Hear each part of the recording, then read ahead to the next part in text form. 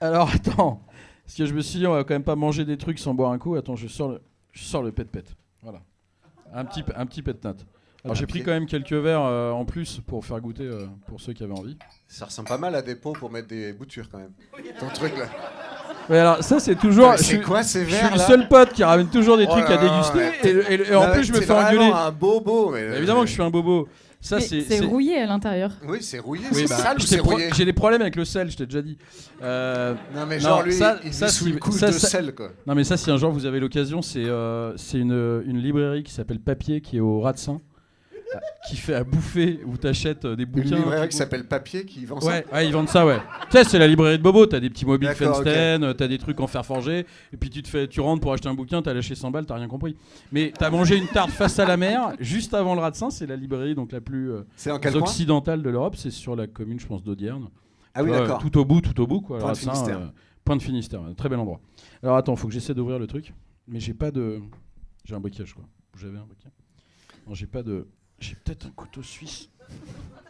On est censé meubler, mais c'est tellement agréable à regarder qu'on n'a pas vraiment envie, tu vois, de dire non. Mais... D'ailleurs, si quelqu'un a une histoire folle à raconter, n'hésitez pas. C'est un podcast ouvert en détente. Si vous vous dites non, mais leurs histoires, la jambe coupée, je me retrouve ça ouf. Oui, bah, j'ai toujours ça. C'est pour... merci. C'est quoi exactement? Ah, c'est pour toi M&M's là? Bah oui, c'est pour... Mais qu'est-ce que tu fais de balader avec des trucs comme ça? Bah c'est ma nana elle-même, donc elle sait que quand je suis tout seul en bagnole, je peux pas me gratter, donc elle m'a offert une petite main. Mais j'ai toujours l'impression d'être. Se gratter en oui, bagnole. bah il y a des papis à l'époque, tu sais, ils avaient des petits tapis à boules. Ah, bon, bah moi j'ai ma petite main. Dans les BX là, les trucs, les bouliers, c'était génial. Donc c'était pour fêter le premier podcast quoi.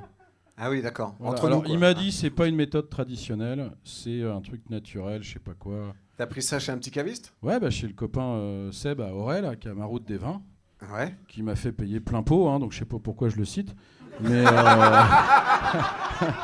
c'est vrai qu'il va avoir... Tu vois, je lui ai dit, sans en parler de toi, je me suis dit, il va peut-être me faire une petite ristourne, tu parles, 18 balles le petit pet-nat. Mais bon, j'espère que c'est bon. Et puis, tiens, je te laisse faire tourner.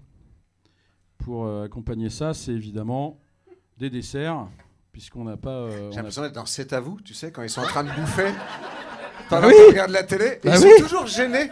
T'as remarqué? Ils mangent jamais. Oui, bah il n'y en a jamais un qui est là à casser la croûte. Ils sont... Non, mais moi, t'inquiète, je suis pas gêné.